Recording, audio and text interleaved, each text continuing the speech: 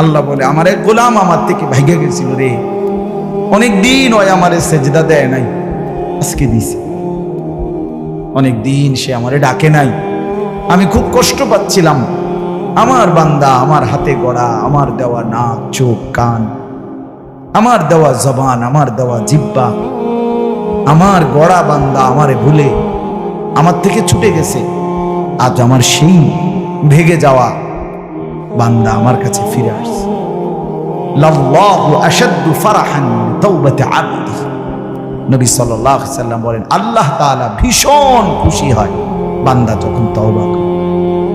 এজন্য যুবক ফিরে আসো, নওজোয়ান ফিরে আসো, নিজের ক্ষতি করো না। আমি প্রত্যেক দিন বলি ভাইয়া, তুমি মরে গেলে হ্যাঁ পৃথিবীর কিচ্ছু আসবে না। এই বন্ধুরা ধোকা ধোকা, একটা ফোলা ফাইন তুমি মরলে খানা বন্ধ করতে হবে, কসম খোদা তুমি লিখে নাও। তোমার একটা ফ্রেন্ড এক লগে যদি বইয়ে বইয়ে বিড়ি খায়, তোমার লগে গাঞ্জা খায়, ফুটটা খায়, বাবা খায়, মদখোর গাঁজাখোর, একসাথে বইয়া উলঙ্গ ছবি দেখো, ওই জানোয়াররে জিজ্ঞেস করো বলে আমি মরলে আমার ঠ্যাংটা ভাঙলে তুই এক বেলা খানা বন্ধ রাখবি। কথা বুঝেন নাই? ধোকা ধোকা, এগুলো ধোকা। ওরা কেউ থামবে না। আরে আপন বাপ মরলে যেই সন্তানরা দিনের বেলা দাফন কাফন করছে, তারা কি সেই সন্তানরা, আপন সন্তানরা রাতের বেলা ভাত খায় না? কথা বলেন না কেন? পাশের ঘর থেকে খানা রান্দাইয়ে আরো বেশি খায়, আরো একটু গোস্ত লাও, যেই কান্দাটা তুমি কাঁদছো আজগা কি ভাইয়া? তাহলে আপন বাপ, তারপরেও তো সন্তান খানা তোমার লেগে কাঁদবে কি? এর জন্য পৃথিবী আমাদের কারো জন্য থামবে না ভাইয়া, থামবে না। সামনের গাড়ি অ্যাক্সিডেন্ট করে, পেছনের গাড়ি অপেক্ষা করে না, পাশ কাইটা কাইটা চলে যায়। জ্যাম বাজ্যা গেলে আরো শিক্ষার শুরু করে, আরে লোক মরে গেছে, আরে মরলে মরুক বেটা, রাস্তা ক্লিয়ার করতে কম। ঠিক কিনা বলেন না কেন? ধরে বেটা বেটা কেডা মরছে না মরছে বেটা, এর লেগে বুঝি মানুষের রাস্তা আটকায় রাখবে, মানে এই যুক্তি দেখা। তাহলে কেডা মরছে না মরছে মানে তোর মতো এক মানুষ মরছে। ঠিক কিনা বলেন না? তোর মতো এক সুস্থ সবল মানুষ মরছে বেটা, যে একটু আগে হাত নাড়তো পা নাড়তো, সেই মানুষটা এখন রক্তে ভাসতেছে বেটা। পাত্তাও নাই, কিসের সময় কাম, কার হাতে সময়? সবাই মেশিনের মতো যন্ত্রের মতো দৌড়াইতেছে। রাস্তায় দেখেন না সিএনজি অটো কি করে সবাই, কারো হাতে সময় নেই। ঠিক কিনা বলেন? কে কাকে ঠেলিলা যাবে, কারো হাতে সময়, কে কার জন্য থামবে? এই জন্য তুমি নষ্ট হয়ে গেলে বন্ধু, কেউ তোমারে ফিরাবার নাই। তোমার জন্য ভাববে কেউ, ডাকবে কেউ, কাঁদবে কেউ নাই। আরে আপন মা বাপের তো খবর নাই এখন। আপন বাপ সাইয়া রইছে, দেখে তার ফুতে আজকে 6 বছর 9 বছর এক ওয়াক্ত নামাজ পড়ে না, এবড়া বই বই বিড়ি খায়, বন খায়, চা দিয়া ভিজাইয়া খায়। এবার মাইছ না সেইটা নামাজ পড়লে পড়ছে, না পড়লে রাতের ব্যাপার। বাবুরে টিহা দাও দিছে, টাকা দিলে খালাস। যদি সুতে টাকা দেয় বাপের কোনো অসন্তুষ্টি নেই, আর যদি টাকা না দেয় এবড়ার গজবে আল্লাহর আরশ কাঁপে। ফুতের উপরে লানত দিতে দিতে, অভিশাপ দিতে দিতে শেষ। কারণ টাকা দেয় না, টাকা দেয় না, পুরা গ্রাম হাইটা হাইটা তখন মানুষের কাছে বদনাম। এই ফোলাগারে মানুষ করছি আমি, এই ফোলার লাগিয়া জীবন যৌবন শেষ করছি, 12 লাখ টাকা সুদে লইয়া তারে আমি নিজে বিদেশ পাঠাইছি। কত বড় নেয়ামতের কথা। বেশরম মানুষ সুদে টাকা লইয়া আবার মানুষের দ্বারে কম, এত বড় হারাম কইরা আবার কইতেছ হ্যাঁ 12 লাখ টাকা দিয়ে ফোলা বিদেশ পাঠাইছি আমি, কিস্তি লইছি আমি, সুদে লইছি আমি, আর অন ফোলাগাও একটা টাকা দেয় না। তার মানে সম্পর্কটা হয়ে গেছে এখন টাকা পয়সার ভিত্তি। আখিরাত কোথায়? আখিরাত কোথায়? আমার মা বলছিলেন, আজীবন আমার আব্বা বলতেন, আলহামদুলিল্লাহ আমার আব্বা, আমরা 5 ভাই মাদ্রাসায় পড়ছি, 5 ভাই আলেম হয়েছে। আব্বা আজীবন বলতেন, আমার স্বপ্ন আমার ছেলেরা 5 জন আলেম হবে, আমার কবরের পাশে চারদিকে আমার ছেলেরাই দাঁড়াবে। এই বছর আমরা ঈদের পরে ঈদের 2 দিন পরে বাবার কবরের সামনে মসজিদে গ্রামে মাহফিল করছি, আমি বয়ান করছি, আমার বড় ভাই বয়ান করছে, আমার ছোট ভাই বয়ান করছে, আমার আব্বার, আমরা 5 ভাই 3 বোন, আমাদের ছেলে মেয়ে মিলে আর আমার মা বাইচা আছে, আমরা 45 জন। আমার বাবার মা সহ, মা ছাড়া 44 জন, মা একজন, 45 একের গুণা 45 জন, 48, আলহামদুলিল্লাহ। একেবারে 45 জনের ছোট বাচ্চাটাও, একবারে 2.5 বছরের বাচ্চাটাও আলহামদুলিল্লাহ আল্লাহর নাম বলতে পারে। 2.5 বছরের মেয়েটাও ওই মজলিসে গেছে, আমাদের সবচেয়ে ছোট, সেও মাথায় হিজাব ছিল, আল্লাহর নাম বলেছে। দাদা ভাইয়ের কবরে দাঁড়াইছে, নানার কবরে দাঁড়াইছে। এই জন্য বললাম মা বাপদেরকে অনুরোধ করি সন্তানের প্রতি কদর করে, সবাই মিলে ফিকির করে, দেখেন আয়াতের তর্জমাটা শুনে, তাইলেই কথা শেষ। আল্লাহ তাআলা বলেন 25 নম্বর পারা কোরআনুল কারীমের 43 নম্বর সূরা, সূরাটার এই সূরার 7টা আয়াত, ব্যাখ্যা লাগবে না, শুধু তর্জমা শুনে তাইলেই বুঝবেন। আল্লাহ বলেন 74 নম্বর আয়াত থেকে পড়ছি, ইন্নাল মুজরিমিনা ফি আযাবি জাহান্নামা খালিদুন। আল্লাহ তাআলা বলে নিশ্চয়ই পাপীরা জাহান্নামের আযাবে চিরস্থায়ী থাকবে। ইন্নাল মুজরিমিনা ফি আযাবি জাহান্নামা খালিদুন, নিশ্চয়ই পাপীরা জাহান্নামের আযাবে চিরস্থায়ী থাকবে। কতদিন? কতদিন? এবার আল্লাহ আবার ব্যাখ্যা করে বলে, বান্দা বুঝেছো? লা ইউফাত্তারু আনহুম, 1 সেকেন্ডের জন্য বিরতি দেওয়া হবে না। জাহান্নামী চিৎকার করে বলবে, মাওলা আমারে মৃত্যু দিয়ে দেন। আল্লাহ বলবে না। জাহান্নামী বলবে, আল্লাহ একটু সময়ের বিরতি দেন, 10টা মিনিটের বিরতি দেন মাওলা। 24 ঘন্টার আগুন, আমারে 10টা মিনিট একটু আলগা থাকতে দেন, আমি যে আর পারছি না মাওলা, এতটা ভীষণ আযাব আমি যে আর সইতে পারছি না মাওলা, আর পারছি না, আর পারছি না। লা ইউফাত্তারু আনহুম, আল্লাহ বলেন 1 সেকেন্ডের জন্য জাহান্নামের আযাব, আগুন বিরতি দেয়া হবে না। ফাতরা মানে কি নাই বিরতি। অহুম ফীহি মুবলিসুন, এরপরে আল্লাহ বলেন জাহান্নামী এই দীর্ঘ 24 ঘন্টা অনন্তকাল আযাবের মধ্যে থাকবে। কেমনে থাকবে? মুবলিসুন, বিষণ্ণ হয়ে, উদাস মনে। কোনদিন চেহারায় 1 সেকেন্ডের জন্য হাসি ফুটবে না, কোনদিন আর সুখের নাগাল পাবে না। আজ তো বন্ধু রাত কেটে ভোর হয়, ভোর গিয়ে রাত হয়, অন্ধকার আলো হয়, আলো অন্ধকার হয়। যে হাসে সে কাঁদেও, যে কাঁদে আবার সে হাসেও, ঠিক না? কিন্তু রব্বুল আলামিন বলেন ওয়াহুম ফীহি মুবলিসুন, জাহান্নামীর মন, জাহান্নামীর চেহারা বিষণ্ণ, উদাস, সব সময় হাসিবিহীন থাকবে, কোনো সেকেন্ড হাসতেই পারবে না।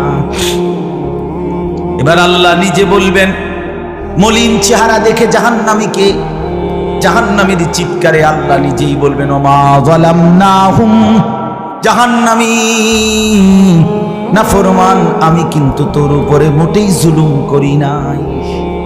আমি রাতও দিয়েছি বান্দা, দিন দিয়েছি, আমি সুযোগ দিয়েছি, সময় দিয়েছি। 8টা বাজে এশার আজান হয়েছে, এখন বাজতেছে রাতের 11:30। তাইলে আমি কিন্তু হায়াত 3.5 ঘন্টা তো দিয়েছি। আর এশার নামাজ পড়তে তো 3.5 ঘন্টা সময় লাগে না? লাগে। আমি তো ফজরের ওয়াক্ত আসার পরে ওয়াক্ত শেষ হওয়া পর্যন্ত প্রায় 1.5 ঘন্টা সময় দিছি। 4 রাকাত নামাজ পড়তে তো 1.5 ঘন্টা লাগে না। আমি তো জোহরের আজান হওয়ার পরে জোহরের ওয়াক্ত প্রায় 2.5 ঘন্টা 2 ঘন্টা তো দিয়েছি, জোহরের নামাজ পড়তে তো বান্দা 2.5 ঘন্টা লাগতো না। হ্যাঁ,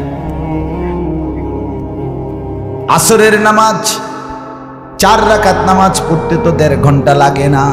তাহলে বলো না বান্দা, আমি কি কোনো জুলুম করেছি কিনা বলো? ওমা যালামনাহুম, আমি বান্দা নাফরমান, আমি কিন্তু তোমাদের উপরে তাদের উপরে জুলুম করি নাই। ওয়ালাকিন কানু হুমুজ জালিমিন, আল্লাহ বলে বরং নাফরমান জাহান্নামী, তুই নিজেই নিজের উপরে জুলুম করেছিস। তুই আমার রাতকে গান বাদ্য আর সিনেমার নর্তকীর নাচ গান আর উলঙ্গ ছবিতে শেষ করে দিয়েছিস। তুই আমার দিনকে গুনাহ, সুদ, ঘুষ আর অবৈধ উপার্জনের পিছনে শেষ করে দিয়েছিস, নিজেই জুলুম। এবার শুনেন, এবার আল্লাহ তাআলা বলে জাহান্নামী, এবার শুনেন আল্লাহ যখন এটা বলবে জাহান্নামী এই ভীষণ আযাবে একটা বিরতি নাই। এইবার জাহান্নামের ফেরেশতাকে ডাকবে। জাহান্নামের দায়িত্বে প্রধান যেই ফেরেশতা, ওনার নাম মালিক। ওনার নাম কি? মালিক ফেরেশতা। এই কোরআনে ওনার নাম ডাইরেক্ট এখানে আছে। জাহান্নামী বলবে ওয়ানাদাউ ইয়া মালিক লিয়াকদি আলাইনা রাব্বুক। ওহো, আল্লাহ বলে জাহান্নামীরা, জাহান্নামের ফেরেশতা মালিককে ডাক দিবে, ইয়া মালিক, হে মালিক শোনো না, ফেরেশতা একটু শোনো না। লিয়াকদি আলাইনা রাব্বুক, ফেরেশতাকে বলবে ফেরেশতা তোমার রব, তোমার আল্লাহকে একটু বলো না এমন কষ্টের আযাব না দিয়ে আমারে চিরতরে একবারে শেষ করে দিতে, আমি যে আর পারছি না। লিয়াকদি আলাইনা রাব্বুক, বলো না ফেরেশতা, তোমার মাওলাকে বলো না, তোমার রবকে বলো না আমারে একদম শেষ করে দিতে, আমারে মৃত্যু দিয়ে দিতে, আমি যে আর পারছি না। কেমনে সইব এত গরম, কেমনে সইব এত আযাব? ফেরেশতা তখন বলবে ক্বালা ইন্নাকুম মাকিসুন, ফেরেশতা বলবে না নাফরমান পাপী, এই জাহান্নামী তোকে অপেক্ষা করতে হবে, মৃত্যু হবে না। আল্লাহ বলবেন লাকাদ জিনাকুম বিল হক, আমি তো বান্দা সত্যের বাণী, সঠিক বাণী বারবার তোমার কাছে নিয়ে এসেছিলাম। একবার বেলায়েতুল্লাহ বলছে, একবার আনিসুর রহমান বলছে, বারবার বারবার বারবার আমার কত বান্দা দিয়ে, কত ইমাম, কত খতিব, কত আলেম, কত বুজুর্গ দিয়ে আমি তো সত্যের বাণী, কোরআনের বাণী, এই জাহান্নামের কথা বারবার তোর কাছে বলাইছিলাম বান্দা। ওয়ালাকিন্না আকসারাকুম লিল হাক্কি কারিহুন, কিন্তু তোমরা তো অধিকাংশই আমার সত্যের আহ্বান, আমার কোরআনের আহ্বানকে অপছন্দ করেছো, পাত্তা দিছো, এত বাদ দিছো। হুজুরাই তার কইবই বাদ দিছ তাই আসলে এমন ব্যর্থ বিজলো কথা বলে না। অনেক বুড়া মানুষও আছে, বুড়া মানুষ, আর রাখো হুজুররা যত কয় এত না, কিছু কইতে লাগলে বাড়াইয়াও কয় বেটা হুজুররা বেড়ায়, কথা বলেন না কেন? হ্যাঁ, আরে রাখ, আল্লাহ ভরসা বেটা, আল্লাহ ভরসা কিতা, আল্লাহ ভরসা কিতা মানে আল্লাহ কি, আল্লাহ কি হিসেবে ভরসা আমি এটা বুঝাই। আল্লাহ বলছে বান্দা তুমি বিড়ি খাইতে থাকো আমি ভরসা, হ্যাঁ এমনি আল্লাহ কইছে নাকি? তুমি টেলিভিশনে নাচ গান প্রত্যেক দিন বিকালে নর্তকী দেখো আমি ভরসা, এটা নিয়ে আল্লাহ কইছে। তো আপনি কিতা কইলেন কি? আল্লাহ ভরসা কিতা কি বুঝাইতে চাইলেন? হ্যাঁ, আল্লাহ ভরসা মানে কি? মানে আপনি গুনার উপরে মৃত্যু পর্যন্ত টিকে থাকবেন আর আল্লাহ ভরসা, এটাই না? নবী সাল্লাল্লাহু আলাইহি সাল্লাম সুপারিশ করবেন মানে কি? নবীজি সুপারিশ করবেন, এই কথার অর্থ কি? এই কথার অর্থ এই যে উম্মত, তুমি বিড়ি, সিগারেট, মদ, জুয়া, চুরি, ডাকাতি, জিনা, ব্যভিচার, নাচ গান, সুদ, ঘুষ তোমার যে দুর্শল্যে কুলায় মৃত্যু পর্যন্ত, শেষ মুহূর্ত পর্যন্ত তুমি করতে থাকো, আমি সুপারিশ করে করে তোমার বেহেশতে দিব। এই তো অর্থ না? তো কি তা আপনি বলেন আমারে, কি আসলে কি? আরে মুসলমান, খুব বেশি খামখেয়ালি, খুব বেশি খামখেয়ালি। এবার দেখেন একটা শক্ত কথা আল্লাহ বলছে, আম আবরামু আমরান ফাইন্না মুবরিমুন। আল্লাহ বলে, জালেমরা, পাপীরা, তোরা আমার আযাব থেকে বাঁচবার কোনো ব্যবস্থা করেছো কিনা তোমরা ঠিক করো। ফাইন্না মুবরিমুন, আমি তোমাগরে কেমনে ধরবো, শাস্তি দেব কি কি, এগুলো আমি আল্লাহ আমার গুলো ঠিক করে ফেলেছি।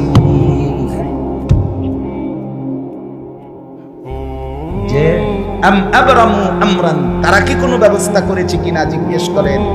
ফাইন্না মুবরিমুন, আমার ব্যবস্থা আমি করে রাখছি। বুঝেন নাই কথাটা? আল্লাহ বলেন, আমার শাস্তি দেব কি কি, আমার আযাব দেব কি কি, আমি সব ঠিক করে রাখছি জাহান্নামে। তুমি বান্দা বাঁচবা কেমনে, তোমারটা তুমি ঠিক করছো কিনা বলো। এবার শেষ আয়াত, আম ইয়াহসাবুনা আন্না লা নাসমাউ সিররাহুম ওয়া নাজওয়াহুম। আল্লাহ বলে, নাফরমান পাপীরা, জালেমরা, দুশমনরা মনে করে আমি তাদের গোপন কথা, অন্ধকারের গোপন পরামর্শ, একেবারে চুপচাপ নিরিবিলি কথাগুলো আমি শুনতে পাই না।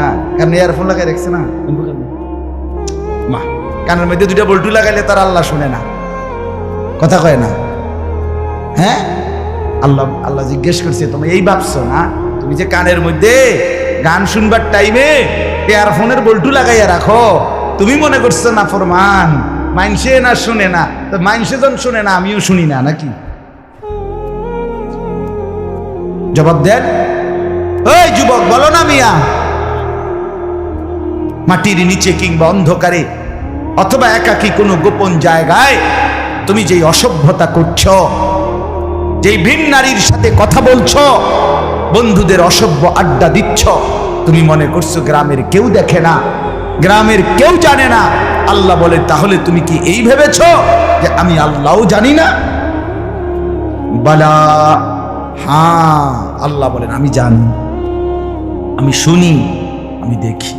আর অরসুলুনা লাদাইহিম ইয়াকতুবুন, আমার পক্ষ থেকে মনোনীত ফেরেশতা ডান কাঁধে বাম কাঁধে, তারা কিন্তু সাথে সাথে 24 ঘন্টা ইয়াকতুবুন, লিখতেছে লিখতেছে লিখতেছে লিখতেছে কি না বলেন? ডান কাদের আর বাম কাদের ফেরেশতাকে তুমি তোমার থেকে আড়াল করবা কেমনে? বলেন না কেন? কেমনে আড়াল করবে? সুযোগ আছে কারো? আল্লাহ আমাদেরকে বুঝ দান করে। অতএব বাপ, জাহান্নামীর আত্মচিৎকার শুনলে না, জাহান্নামী আল্লাহকে ডাকবে, জাহান্নামী ফেরেশতাকে ডাকবে, জাহান্নামী একটু আযাবের হালকা করতে চাইবে, জাহান্নামী মৃত্যু কামনা করবে, জাহান্নামী কতভাবে যে বাঁচতে চাইবে, কিন্তু কসম আল্লাহ বাঁচতে পারবে। এজন্য দয়া করে রাত গভীরে মেহেরবানি করে চলেন প্রত্যেকেই, ইনশাআল্লাহ সিদ্ধান্ত শেষ পর্যন্ত যে কয়জন যুবক টিকে রইলা, বসে রইলা, ভাইয়া তোমাদের কাছে আজকের থেকেই বদলাও ভাইয়া। আগামী দিনে মুসলমানের জন্য, ইসলামের জন্য খুব বেশি যুবকের দরকার। তোমরা তখন কি হবে? এজন্য আল্লাহকে নারাজ না করো, আল্লাহকে নারাজ না করো। দয়া করে ফিরতে চাই, আমরা ফেরাইতে চাই, নিয়ত করি ইনশাআল্লাহ। ঠিক আছে না? ইনশাআল্লাহ নতুন করে ভাবো, সবাই একসাথে ভাবা পারবা না। যে যুবকদের ফিকির আছে, বুঝ আছে, দিমাগ আছে, তুমি নামাজ পড়ো, ইনশাআল্লাহ ভালো হবে। তুমি মোবাইল প্রয়োজনে ব্যবহার করো, যার যেটুকু প্রয়োজন এটুকুই দেব। শুধু শুধু নারীর ছবি, নাচ, গান, অস্থির দৃশ্য কোনো দরকার নাই। আর হিম্মত করে নামাজ, মরি বাসি, এত বেজ্জতি কথা শোনার চাইতে, এত কষ্টের চাইতে, পরকালের অশান্তির চাইতে নামাজ পড়বো আমরা। দেখবেন ছেলেরা, তোমরাও হিম্মত করে শুরু করলে 5 ওয়াক্ত নামাজ ওষুধের মতোই মনে করো না, বিষ ওষুধ তিতা ওষুধের মতো। এই দেখবে একটা মাস যদি কেউ একটু জন্মা যে মরি বাসি নামাজ পড়বো, কসম একসময় এটা মজাদার হয়ে যায়। সেজদা দিলে খুব মজা হয়। সেজদা দিলে বান্দা আল্লাহ পিঠে মাথায় আদর করে হাত বুলায় দেয়, খুব আদর করে। আল্লাহ খুশি, বান্দাকে কোলে তুলে নেয়, আদর করে। এই জন্য আমরা দয়া করে ইনশাআল্লাহ নামাজ পড়ি। পর্দার আড়ালের মা বোন যারা আছে, মা আপনি যদি বেপর্দা হন, আপনিও শেষ হইলেন, এলাকার ছেলেগুলোকেও নষ্ট করলেন। একজন বেপর্দা নারী শুধু নিজে গুনাহগার, সে অসংখ্য মানুষকে পাপে অংশগ্রহণ করায়। এই জন্য একজন বেপর্দা নারী সে সরাসরি জাহান্নামের ফেরিওয়ালা। সে কিসের ফেরিওয়ালা? জাহান্নামের ফেরিওয়ালা। সে জাহান্নামের ফেরিওয়ালা, আগুনের ফেরিওয়ালা। কারণ সে তো তার রূপ যৌবন দেখাইতেছে, ফেরিওয়ালার মতো পিছনে পিছনে ডাকতেছে অসংখ্য যুবককে, দেখো আমাকে, বরবাদ করো নিজেকে, বরবাদ করো নিজের চরিত্র, বরবাদ করো নিজের কবর, বরবাদ করো নিজের আখিরাত। তাহলে সে গুনাহের ফেরিওয়ালা, সে জাহান্নামের ফেরিওয়ালা, সে অসভ্যতার ফেরিওয়ালা। এই জন্য একটি সমাজের মধ্যে সবচেয়ে নিকৃষ্ট বেপর্দা নারী, বেপর্দা নারী। আল্লাহ তাআলা আমাদের মা বোনদেরকেও হেফাজত। আজকের মাহফিল যে যুবকরা সাজাইছে, আল্লাহ তাআলা সমস্ত নওজোয়ানদেরকে কবুল করে। বাস্তবতা হইল আসলে 4-5 মাস, মেইন শীত সিজন 4 মাস 5 মাস। এখন 5 মাসে যদি 30 দিন করে হয় তাহলে হইল 150 দিন। যদি প্রতিদিন 2টা করে মাহফিল দিতে হয়, দেওয়া যায়, তাহলে 300 মাহফিল মনে করে। এখন মাহফিলের কাগজ আমার গাড়িতে এখনো আছে কমপক্ষে 1,500-2,000 এরিয়ামে ফুরে রয়েছে ব্যাগ ভরা এতটি কাগজ। আমি কি করতে পারি? কেমনে দাও, কিভাবে দাও? আচ্ছা, সারা বাংলাদেশ তো নবীনগর কি বলে, ঠিক না? বাংলাদেশ মানে তো নবীনগর বলেন। সারা দেশ থেকে এই মাহফিল নিয়ে কাবজা, কত মানুষের আবেদন, কাকুতি মিনতি। এরপরও আমাদের এই মুফতি বেলায়েতুল্লাহ সাহেব এবং আমাদের এই নবীনগর এসআর মসজিদের ইমাম মকবুল ভাই, মাওলানা মকবুল সাহেব, এরা সবচেয়ে বেশি মাহফিলেই, কম না আলহামদুলিল্লাহ। আমি চেষ্টা করছি, ওনাদেরকে অনেকগুলো মাহফিল দিচ্ছি, আরো দেওয়ার ফিকির আছে, কিন্তু আসলে সময় একদমই অল্প। মূলত খুব বেশি ডেট নাই, কুলাম যায়, এই জন্য এই সময় দিতে হচ্ছে। ওই ভাই ইমাম সাহেব অনেক অনুরোধ করছে, আমারও মনে আছে, ওখানে বারবার বেশি অনুরোধ করছে। এই জন্য যাক, আল্লাহর দয়া আশা হয়েছে। আমিও আপনাদের জন্য দোয়া করি, আপনারাও আমার জন্য দোয়া করবেন।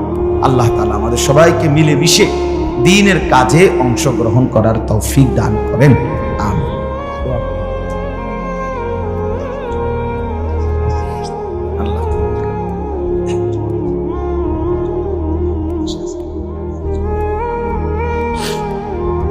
অনেক কষ্ট করে প্রবাসী যে বিদেশি ছেলেরা, আমি নিজ চোখে দেখি।